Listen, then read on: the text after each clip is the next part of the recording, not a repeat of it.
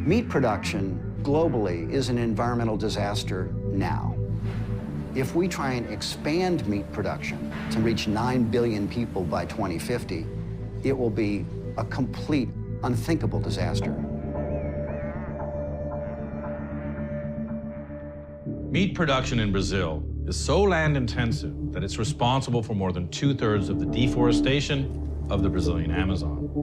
But it's using up more than just our land, because producing a single pound of meat requires over 1,800 gallons of water. And that's just one part of a food production system that may be threatening the single most important resource that we have.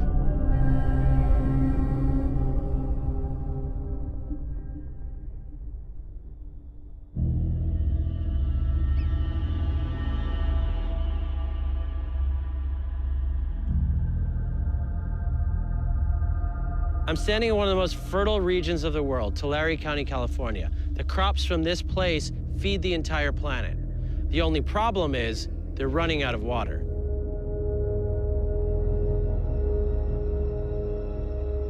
Nearly half of the country's fruits and vegetables are grown in California, which is now locked in the worst drought in its history. Farmers here, like Mark Waddy, are getting desperate. This land has been in constant production since the mid to late 1800s. Never in that time frame has there ever not been a summer crop grown on it until this summer. So what you're saying is that this drought is worse than anything you've ever seen? In the history of farming here in the San Joaquin Valley, yes, absolutely. California has lost nearly $5 billion and more than 38,000 seasonal farm jobs in the last 2 years alone.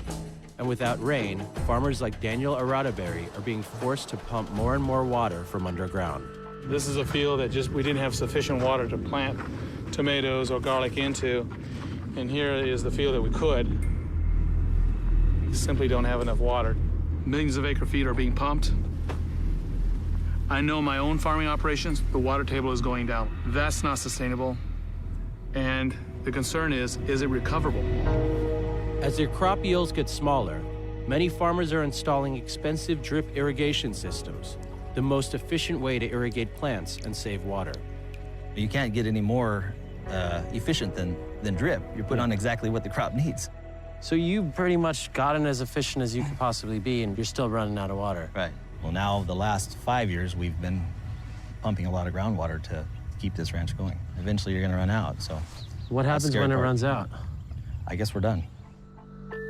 But while there's still water left underground, farmers are drilling more wells to get it, some at record depths of 2,500 feet, or 10 times deeper than the state average.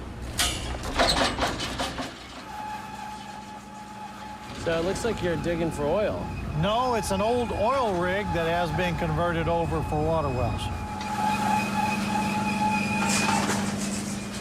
So what's business like these days? Right now, our wait list is around between 1 to 2 years, depending which rig and what size of well. My phone rings constantly, you know, farmers, hey, I lost another well, went dry. I don't like to hear stuff like that. I don't like to see a farmer losing their crops. If they want to stay in business and farm, they have to drill a well. But as more wells are drilled, California's water is being depleted by nearly 4 trillion gallons per year. That's more than 1 billion gallons every single day.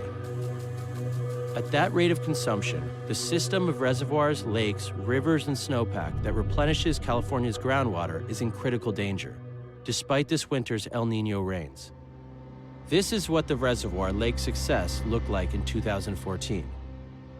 And this was Lake Success less than a year later. In the 42 years I've been here, this area here has never been dry. We depend on the snowpack to fill the reservoirs in the spring when the snow melts. These mountains behind me, these hills and mountains, there are snow caps there, and then those melt, and they come down these rivers and fill this place. Correct. And now, I mean, you can't even really see where the river is anymore. We have actually zero inflow. Nothing's coming in at all. So we're standing on dry grass, and we should be standing in 5 feet of snow. But people should realize we're in an historic drought, and that demands unprecedented action. Governor Jerry Brown enacted mandatory statewide water use reductions for the first time in history. But even California's unprecedented conservation measures won't be enough to halt a crisis that's gone global.